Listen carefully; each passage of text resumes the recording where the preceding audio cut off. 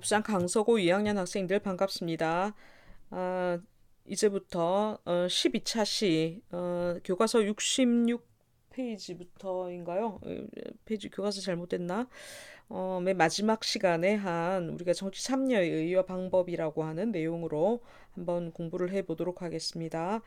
먼저 정치 참여라고 하는 것은 그 의의와 중요성 크게 세 가지로 말할 수 있겠죠. 우리가 정치 참여해야 정치 권력에서 감시와 견제 기능을 하게 되죠. 그렇지 않다면 국가 권력이 마음대로 행사를 할 것입니다. 정치 결정 과정에 국민의 의사를 정확하게 반영해야 합니다. 민주주의 기본이죠. 정책의 정당성과 정책을 추진할 수 있는 권위를 부여한다. 이 세 가지가 정치 참여가 필요한 이유라고 볼 수 있겠습니다.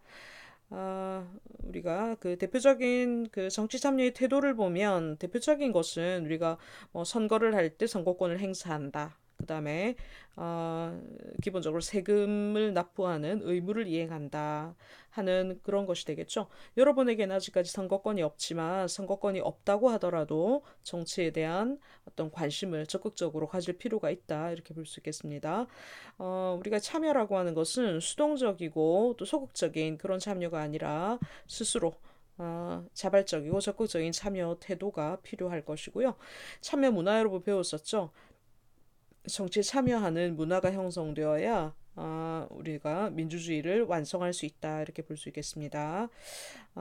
정치를 참여하는 여러 가지 방법에는 음, 크게 네 가지를 볼 수 있겠네요. 정당을 통한 참여, 이익 집단을 통한 참여, 시민단체를 통한 참여, 언론을 위한 통한 참여 이렇게 볼 수가 있겠습니다.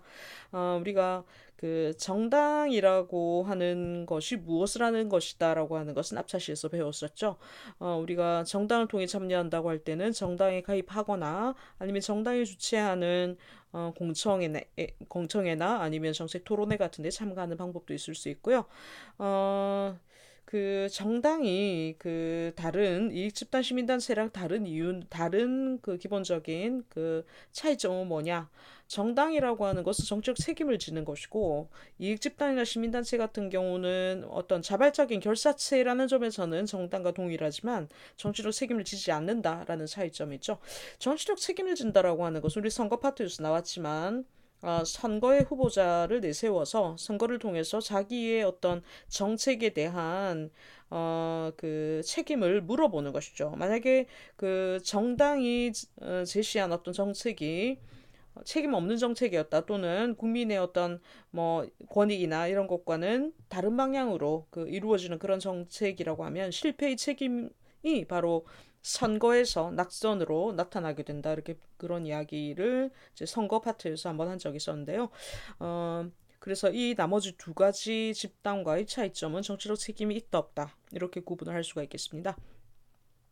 이익 집단은 그 공동의 목표와 이해관계를 그 위해서 만드는 집단이지만 이때 목표라고 하는 것은 주로 사익이 되겠죠, 그죠? 사적인 이익을 추구하는 그런 집단인데요.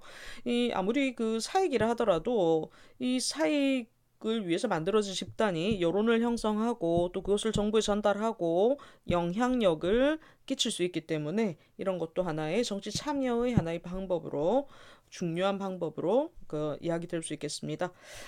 세 번째 시민단체를 통한 정치 참여는 그 이익 집단과는 달리 나 개인의 이익이 아니라 사회 전체의 공공성과 공익을 추구하는 그런 단체로 볼 수 있고요.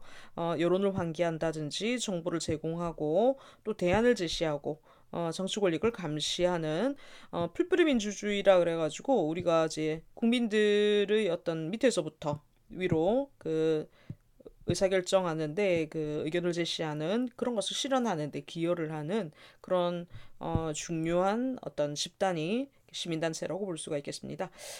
마지막으로 그 참여 방법에 여론을 통한 정치 참여가 있습니다. 여론이라고 하는 언론이죠. 언론이라고 하는 건 여론기관이라고 볼 수 있는데요.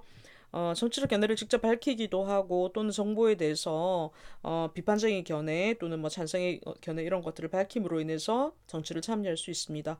우리가 이 언론을 통해 언론을 대하는 입장에 있어서는 기본적으로 그대로 받아들이는 것보다는 비판적으로 검토하고 또 그 언론을 통해서 나오는 정보가 정확한지 어떤지 평가하는 자세가 필요할 것이다. 이렇게 이야기할 수 있겠습니다. 지금까지 살펴본 것이 정치 참여의 다양한 방법이었습니다. 마지막으로 정보화 시대에 우리는 어떻게 정치에 참여할 것인가? 이게 뭐 전자민주주의라고 하는 것은 앞서서도 우리가 직접민주 정치 방식에서 한번 나온 적이 있었는데요.